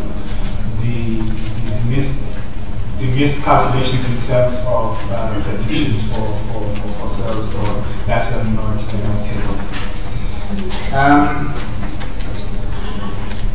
And then with respect to the various components that form part of the application, especially when you look at primary language. So there are savings there that are due to the consumer. However, when you look at call ban, for instance, the savings that have come about are really much as a result of ESCOM's efficiencies. And in your presentation, you did indicate that this came about due to, for instance, lower production and less lack of investment in certain coal mines and so forth, which indicates that had there been efficiencies, surely these savings could be much higher than what we are seeing now. So shouldn't the regulator be making further adjustments that are due to the consumer in that respect? Because these are not really arising out of ESCOM's efficiencies. I think we've touched on the last issue around fraud and corruption, which is still an outstanding issue. And in our decision, we did indicate that we will be making adjustments as and when decisions are being made around these issues. But I think it will be important for us to get an indication of timing, what is since happened, any form of update on that in that respect.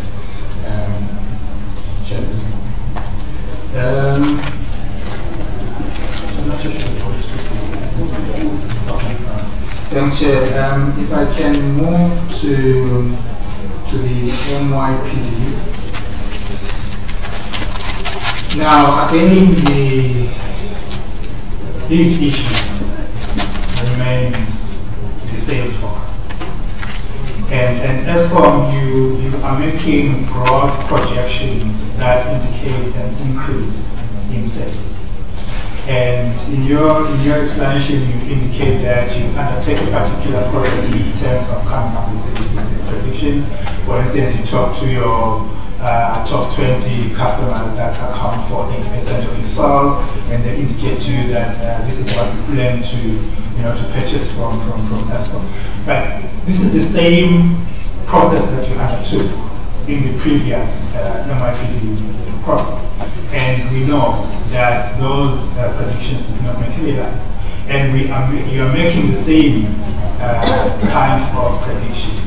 And given what is also contained in the RP 2018, which sort of like indicates growth in embedded generation, self-generation, and so forth, I don't seem to get a clear understanding that your predictions are actually taking into account all those factors and what has actually occurred in the immediate past in terms of loss of sales and so forth.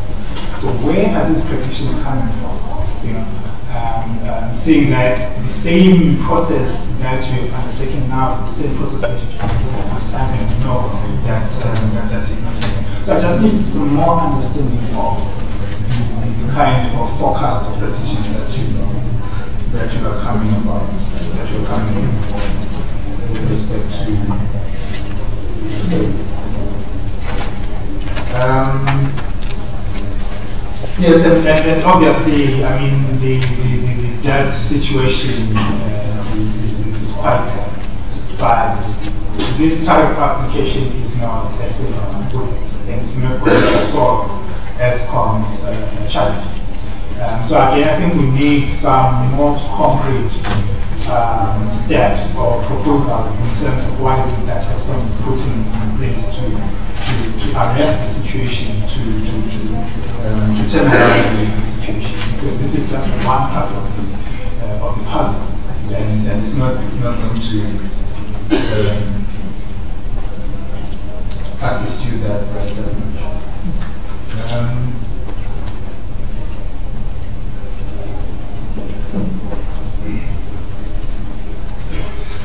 Maybe you can also assist me with respect to the process that you undertake in terms of putting units in colleges. Again, we have a situation where the system is constrained, and yet there are plans that are being put in colleges. So what is the process that you undertake? So what are the factors that you take into consideration before making that kind of a decision?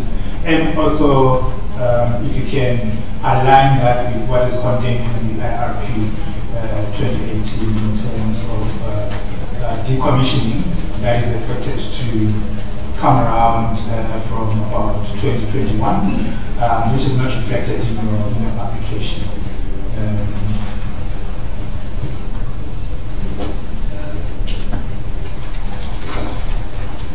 Chair, I think I will probably Thank you very much, Mr. Spanner. Mr. Foley. Thanks, Chair. I've got one question that relates both to the RCA and the MYPD in terms of the increases requested. In the last two sets of public hearings we had on tariff increases, RCA and the 1 year, we spoke a lot about the utility death spiral, and I think the one slide that you put up that shows your prices have gone up 500%, but debt's gone up 1,000%, tenfold as you put it, almost indicates that. Now, the increases you're asking for RCA plus these MYPD increases, that pushes your price even further up. Are you saying to us that you've managed to arrest this trend? And how do you plan to do that if you're still going to continue on this path? The second part, or the second question relates to the RCA, but also to the issue around corruption. I mean, the slides you've put up are really around your mantra and all the nice things you espouse, but specifically on the 11th of May, you presented a slide number 46. It was in Soweto when we were considering the RCAs for year 2 to 4. And you put up a slide with a number of areas and the number we said was still under investigation. And we would have liked to actually see what's come out of that, what are the culmination of that, what are the numbers that we're looking at that you've been able to identify. And then if I move to MYPD, I've got a question. If I look at your slide 13 and 15, you seem to be saying, you've got this 15% per year increase you're asking for. That still leaves you with a 50 billion rand shortfall. But if you had to apply for what would make you whole, which is slide 15, you're sort of talking about a bigger increase, a medium type, and then a small one. My question is, what if you don't get, where's that 50 billion coming from? Is that something you're looking for from the shareholder, etc.? And if you don't get it, you've still got a 50 billion hole. Does that then come from debt again, which increases your debt servicing costs, and then you get into this other vicious cycle? There was slide number 25. I must say I don't agree with it. I mean, if you reduce your costs and you reduce the price, it gives you space to increase your phase in your return faster, which means you could actually earn a full return quicker at the same average price, and then your return will increase if you create the space by reducing the costs. And then the last thing, I think also Mr. Sibanda kind of spoke about it was, on your sales forecast, you made a comment about something about the low return, and you don't know of any business that would be able to function with a low return, etc. It's the same, it relates to the same slide I was talking about in the previous question. But I also don't know of any business that if you miss your sales target, you're just going to increase your price the next year and recover it from your customers.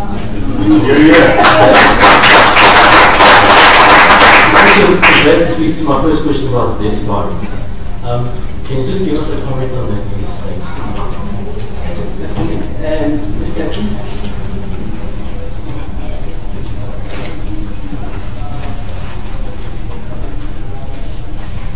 Thank you, Chairperson, and thanks to ESCOM for the presentations. Maybe I'll just start off with the principle of overarching issues. I think the CEO of ESCOM made it clear that the tariff is not differentiated to their challenges and sustainability. And therefore, I think it would be important to be very categorical and specific when it comes to the issues that they are dealing with government in terms of looking at the holistic picture to solve the problem. Because as my colleague has alluded to, if they don't get the assistance that they are looking at, then what? And also appreciate the fact that in terms of the prudence, you said that we are not looking at, we are not going to use like hindsight, but we do appreciate that we must be able to consider information that was available there or that they should have been available, and not just say that we foresight issues of hindsight so blindly. When it comes to the issues of fraud and corruption, I think that there must be a direct link to the initiatives and the outcomes of the investigation to this application, the two applications, in terms of what the impact is in reducing the associated cost. Because if you recall, I think even in the previous RCA application that you're dealing with, there was the issue of saying that when it comes to the procurement of coal, etc., there could be challenges there that or losses that have come about because of fraud and corruption, and then how that impacts. And our RCA approval was also subject to those investigations. Noting also the increases, it will help to then see how do we then factor this in terms of phasing it in, just to propose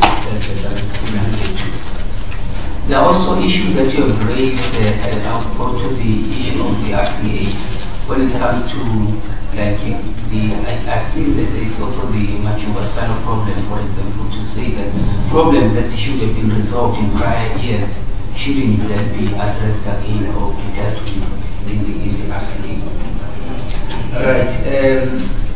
The issues of the total the revenue from our side is that I just would like to understand, because the revenue is informed by the sales, and the sales, they come lower than what was forecasted.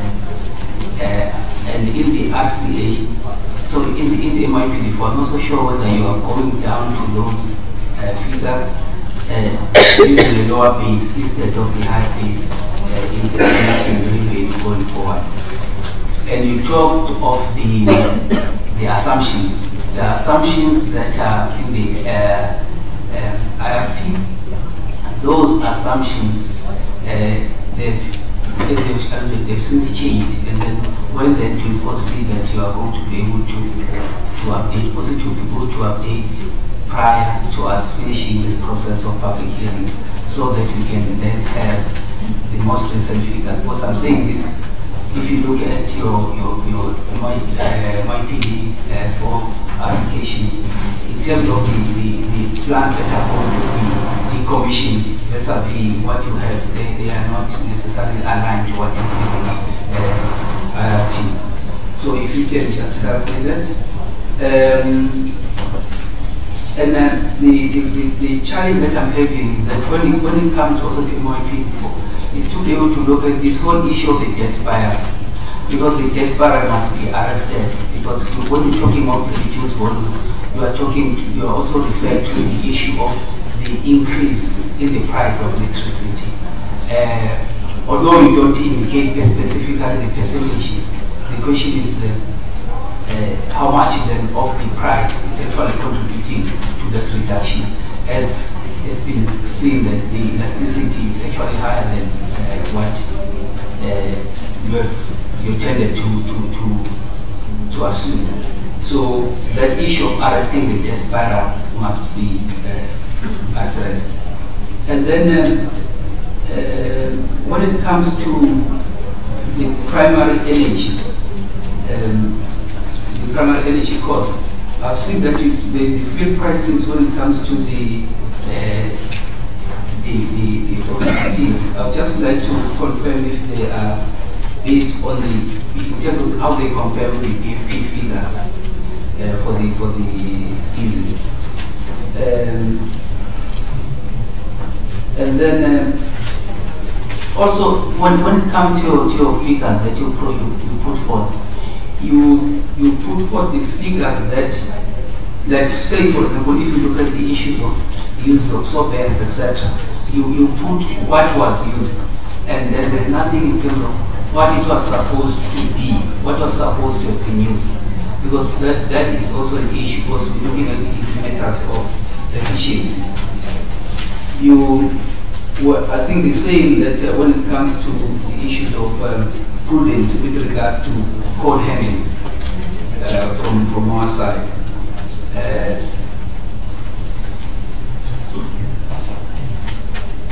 Yes, you also talked, I think, the issue of the stakeholder, the significant stakeholder support that you require. If you can just also, I think you have to put us in the picture in terms of that, so that there is a realignment of this. And then you're talking of the energy availability factor in your MYPD4 application.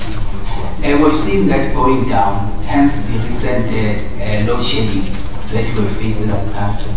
But you seem to assume that it's going to be better. Well, the basis is not clear as to why then it should be better now. So if you can be able to help in terms of clarifying that. And then, okay. I'm not saying around. Thank you. Mr. Motisi.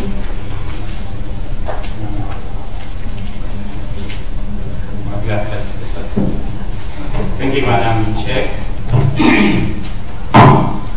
Let me just thank Eskom for the presentation. I think it's a pity that we only have, 9 minutes before the break.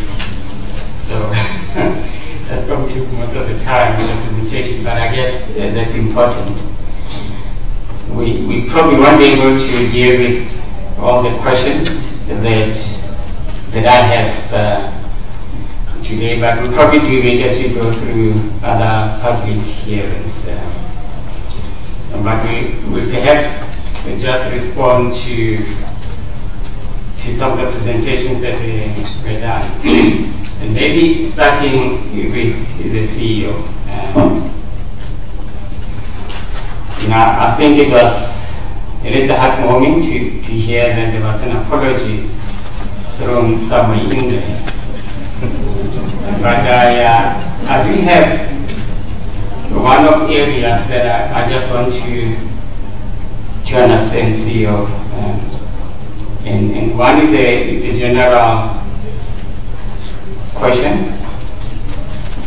We've made as Nersa decisions over the last couple of years. I know in our presentation we keep referring to the 5.3% tariff decision, the 2.3% tariff decision, and almost saying that it creates a low base requiring this tariff to increase. What I just don't understand is why is it that Eskom is unable to get the messages that are contained in those decisions, as opposed to just saying, oh no, you gave us that 5% was too low and therefore it was going to be 29%, we doing a favor, it's now 15%. Why is it that Eskom still refuses to accept the reasons for the decisions? I know one of them we've challenged in court and we will see what the outcome of that is. But somehow there seems to be this expectation that, Nersa made a 5% tariff increase, it justifies a 15%. But I think that's the first question that I need to understand from your side. And the second, the next question which I got from the messages you gave, Mr. Adele, is this issue of debt. I think in your message, you indicated that you declare the fact that your debt levels are increasing. It's going to be 419 billion by the end of this financial year. It could go up to 600 billion during the tariff period, and just a few things that I'd just like to understand, particularly from the leadership of ESCOM. The first issue that I need to understand, by the way, if the figure that's been bandied around was that our debt to equity ratio is about 70, you said 70 to 73, I think you said 72%. Gearing, yeah. So gearing is 72%. And you know that in the tariff application, the 72% is not too far off from the 70-30 that you use as a target debt to equity ratio. So the 72%, and you look at the tariff application, you operate on the basis that your target is 70-30. So in reality, you really don't have a problem with the 70% debt level, debt to equity level. Yet you go and declare the fact that you have high debt. Now, there's just a few questions that I just want you to understand in the manner in which we operate in the ESCOM business. The first issue is, what do you think the appropriate capital structure of ESCOM should be? But the second issue is the decisions of ESCOM management in relation to the management of the debt. And how do you, as ESCOM management, manage a business or environment where there's suddenly high capital expenditure, where there's suddenly high growth, especially on the capital side? And let me just perhaps put a little bit more clarity on this. In the nature of the ESCOM business is such that you are a capital intensive business. So everybody accept your capital intensive business. I mean, to put up a power plant is expensive. Under normal circumstances, a private sector organization would go and fund some of those capital expenditures from both equity and debt, not rely on debt alone. And so there will be some sort of shareholder contribution. Now, why is it that South African public should bear the brunt of the lack of shareholder equity injection just because you're a state-owned entity? Now, I seem to recall that there were many years ago when I used to be at ESCOM, when I think during the capital expansion program in the early 80s and that sort of thing, there was a cash injection from the state. Why is it that you're expecting the South African public to pay for that? But the second element relating to this is your maturity profile. There's certain decisions that are taken by management, which we are presenting almost as, in my mind, scare tactics to the South African public. And I know, Mr. Kasim, in your presentation, and we will go through your presentation, you indicated that this year your cash flow statement indicated 45 billion in debt repayment, and you indicated some 20-something odd billion was bridging facility. Surely there is no way you run a capital-intensive long-term business with short-term debt. So what I'm saying is, how do you run a business where your power plants are in existence for 20 years, 50 years, with money that is just brilliant facility that has to be repaid within a year or 2 years and this sort of thing. Why is it the fact that you don't manage the maturity profile of your debt? How is it that it should be borne by the South African public? And how do we go and, as a regulator, make adjustment for the fact that management is making specific decisions on putting short-term debt to fund long-term obligations? And suddenly they indicate that they are highly indebted and there's huge repayment, and suddenly they need South African public, the charges to go up. So that's the next thing that I just want to understand, to say how do we adjust for that management decisions. But the next thing is maybe can you share with us this shoulder engagement? You did indicate, CEO, that you're having engagement with the shoulder, and the shoulders are looking at.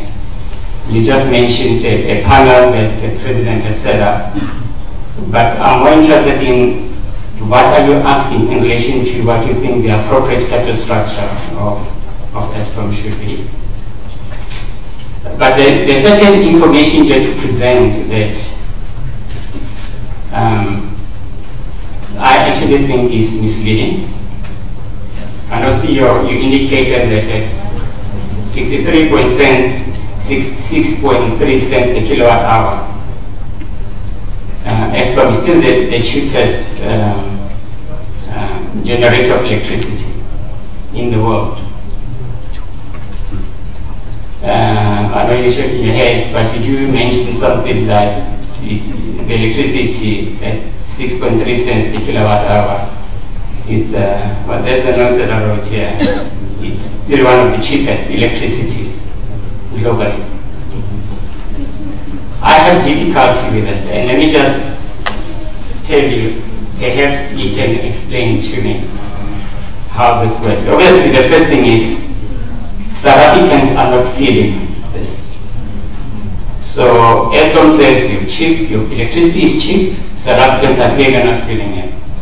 But there are certain calculations that don't make sense. I mean, for instance, the impact of the exchange rate. If you take as an example, let's say your tariff was 100 cents per kilowatt hour. Use that as an example. And you operated in an environment which we did operate in where the exchange rate was 6 rands to the dollar. I just did my quick calculations here. You probably get to 16 cents, 16 US dollars, 16.7 US dollars per kilowatt hour. But now we're operating in an environment where the exchange rate is 14 rands. That alone halves the dollar cents per kilowatt hour to 7.14 cents. Now, if you go into a calculation today and say, oh no, we operate in an environment where Eskom electricity is the cheapest, one of the cheapest in the world, and you don't even take into account the deterioration in exchange rate. Some of it is so caused by some of the work that we've done. The fact that industry is not investing, cash is leaving the economy, and the impact of the decisions that you're making. Do you not get a feeling that you are giving misleading information? Is Eskom power truly the cheapest power? My suggestion is, why don't you do it on a constant, perhaps a dollar exchange rate, maybe that applied, say 2007 or 2008, so that you take out the impact of some of those calculations. So just CEO, I know that's, you were shaking your head, but that's one of the questions that you did mention, that electricity is still the cheapest. And maybe get into the RCA. Maybe the CEO should not shake his head so that you don't have to respond to that. Then you will be given the opportunity, if you do not agree with the statement made by Mr. Notise. If we can avoid those gestures, please. Thank you. And you know, most of with the RCA, I know ESCOM had asked for some 66 odd billion, and we gave 32 billion tariff. And in your RCA, you do indicate that at the time that you made the application, you did not have such a reason for decisions. So my question would be, would your calculations be different if you had seen a reason for decision? And I know at the time we asked a whole lot of questions. You know, some of them I don't believe we need to repeat them now. For instance, you know, the big driver has been changes in your revenue, the overestimation of revenue. We asked questions during the previous round about why you didn't do a reopener at the time when your assumptions changed as they did. And there's a lot of other questions that we have asked. So I probably won't spend too much time on that, because the same questions will pertain. And in fact, the same similar analysis as we did for the three RCA applications would also be applicable at this point in time.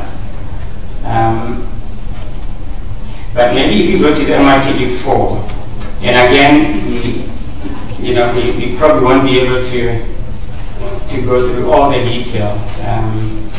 The questions that I just need to ask. You want to do the second round? Please go ahead with the MYPD 4, and then we'll get the responses. We'll do the second round, because I also have questions. Yeah.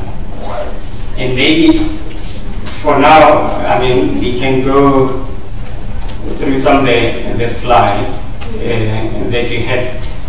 It might just be useful. I don't know if anybody will be able to change some of the slides, because I had questions on each one of the slides. Just maybe starting with slide 10. Sorry, these slides were also emailed to us. Just want to make sure that I'm opening the right presentation.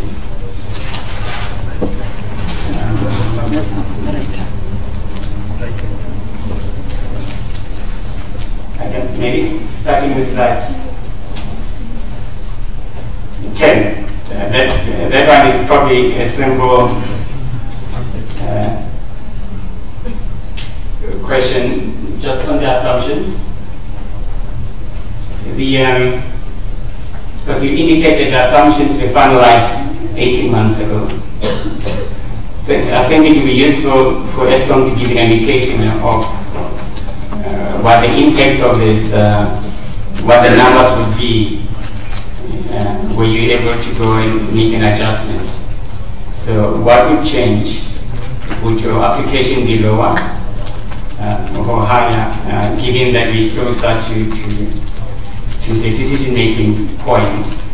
And we know that MYPD rules allow us to make changes. So perhaps if you can also assist with regards to that. And then on slide 12, I think it is slide 12. You know, the biggest element in this your application for MYPD 4 is this regulatory asset base. It's going up to 1.26 trillion rands. 1.26 trillion rands. Now, if you look at your published financial statements for 2018, I think it was sitting at, if I recall, around 700, just under 800 billion. The work done by your advisors, you said NC Young has done some work, also came to figures of around 800 billion. But suddenly, your regulatory asset base goes up Jesus, to 1.3 trillion rands. And that's shocking. For me, there's a few things that I just need for you to just clarify with us. Do you think there's a flaw, a mistake in the electricity pricing policy that allows ESCOM to go and revalue on a modern equivalent basis your plant on that basis? And let me ask the question this way. The manner in which you do this valuation, you assume that you're going to maintain your entire coal fleet and replace them for, well, almost for, let's just say, forever. You're going to replace the existing Majuba with another Majuba, Hendrina with another Hendrina, that sort of thing. There are assumptions that is made here. And we're moving into a world where the energy mix is changing, where there's more renewables. There are more distributed networks and all the stuff. Technology is moving on. How is it that ESCOM should be given a tariff-based or revaluation of an asset on the basis that you are replacing a Hendrina with another Hendrina, and you go and calculate this Hendrina at today's cost? You call it modern equivalent basis, and then you come up with a figure of 1.2 trillion. What is the likelihood that you are actually going to replace all your coal power plants with another coal power plant? How is it that this does not align itself with government's plans in the IRP 2018? Because the expectations are that you're not going to be replacing Hendrina with another Hendrina and things like that. So that's the first issue that I have. How is it that your valuation model does not take into account the changing energy mix, changing technology in the world and in South Africa, including in the integrated resource plan? And then it allows you to go and say, if I were to replace my plants, it's going to be 1.3 trillion. That's the first thing that I want to do. But what I also want to do is just do reconciliation on the work done by your advisors, because they come up with 800 billion and then you're coming up with 1.3 trillion, 1.263. Let's just go to 1.3 trillion. But suddenly this return on assets, it seems that you've done a sacrifice. In fact, the word you use is, we're going to sacrifice our return on asset. Now the starting point is huge. Huge. I mean, this is, to be quite honest, I also did some calculations, back of the envelope calculations as we were tracking here, that, some of the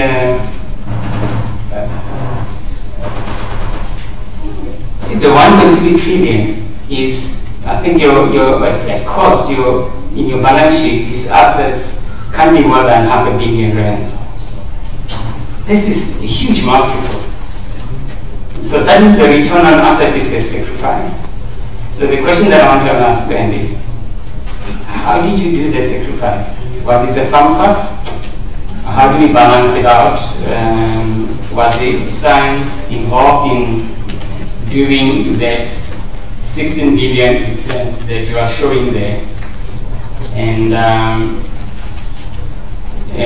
was there any science in it? Or were you doing just a balancing act? And at some point, we will probably have to engage a bit more on how you calculated your weighted average cost of capital, and with an element of return on equity. But for now, somehow we're going to need to spend a little bit more time on this regulatory asset base just to understand how it gets to be, as high as this. And maybe some of the other questions I'll ask later. But maybe for just so that we can progress just for this first round of questions, maybe jump to slide 19. I'll ask some of my questions, Madam Chair, quickly. What did I have here? I think just one thing to note is that you do mention a number of things there. That the electricity pricing policy said our tariff should be cost reflective. But remember, cost reflectivity assumes an efficient operator, and that would be, your third bullet point there.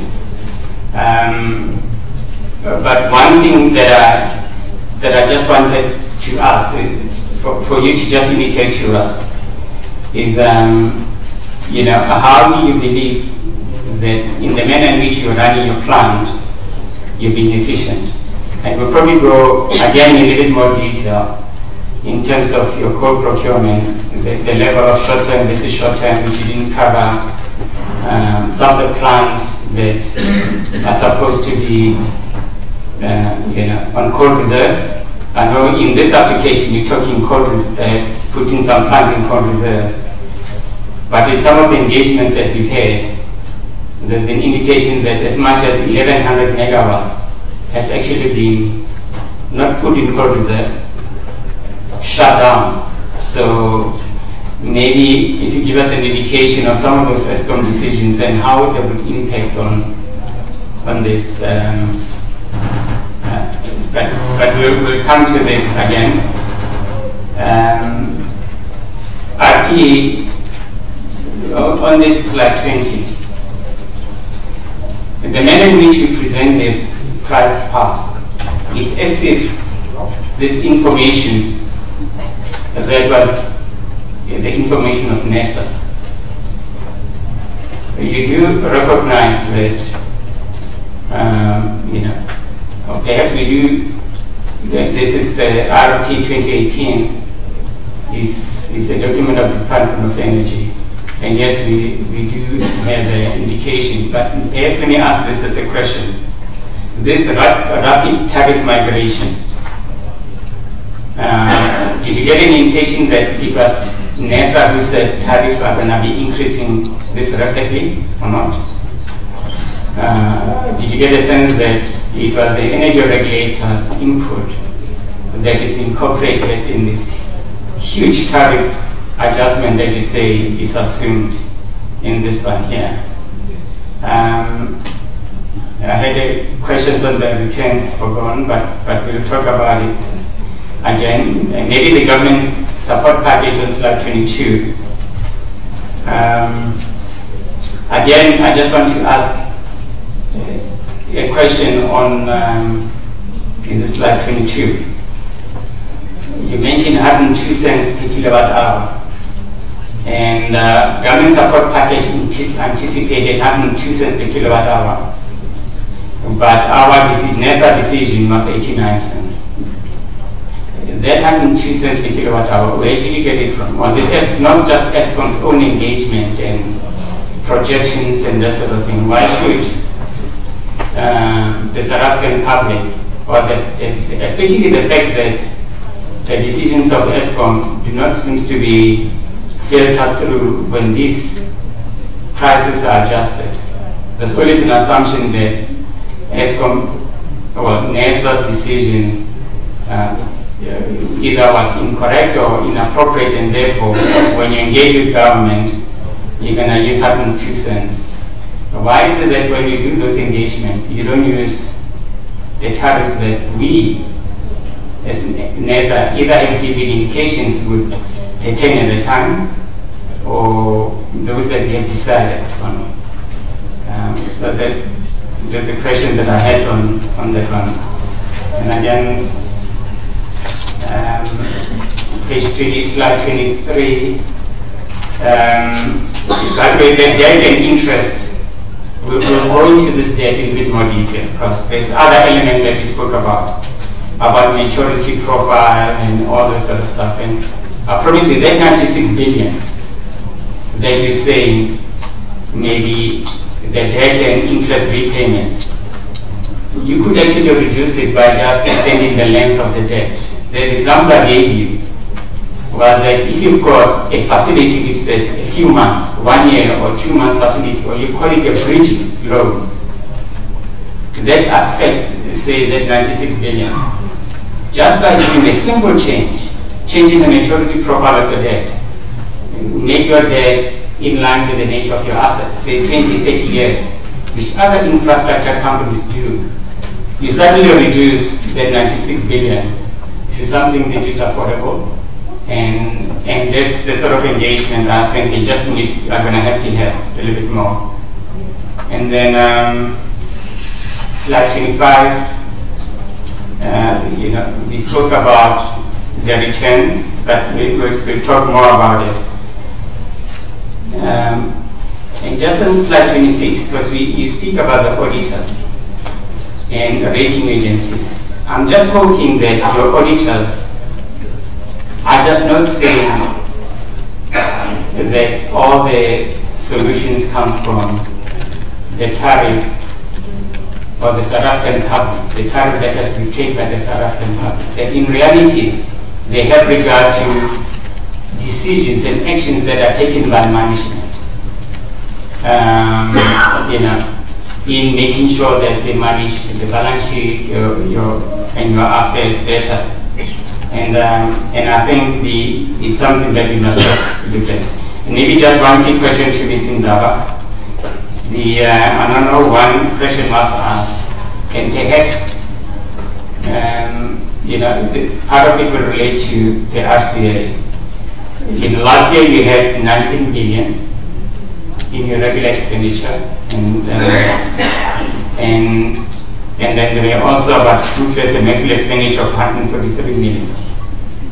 What adjustments have you done? Firstly, with regards to the fruitless and methyl expenditure in your RCA, and do you think we should be making adjustments arising out of any amounts that you've either recovered or actually you've taken, even on some of the irregular expenditure? And I know some of my colleagues asked questions relating to this. If you give us details of what has been recovered and stuff. Thank you very much. Right, thank you very much. I think we will now take a break, and then when we come back, we'll allow ESCOM to respond to all the questions, and we will have a second round of questions.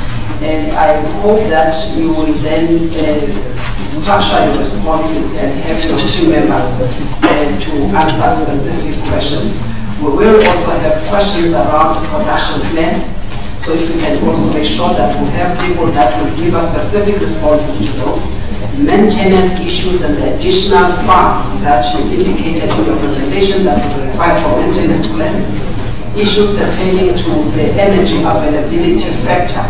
That is also part of the production plan. So we would like your team to speak on those specific assumptions that have been made, how realistic those assumptions are, given the era that we've entered of load shedding, low coal stock, and some of the supply side constraints that are facing ESCOM, and how realistic are these targets that you want to put in the MYPD for you to want Nersa to consider in this application. So if you could try and have your team ready to provide clarity after the break. Thank you very much.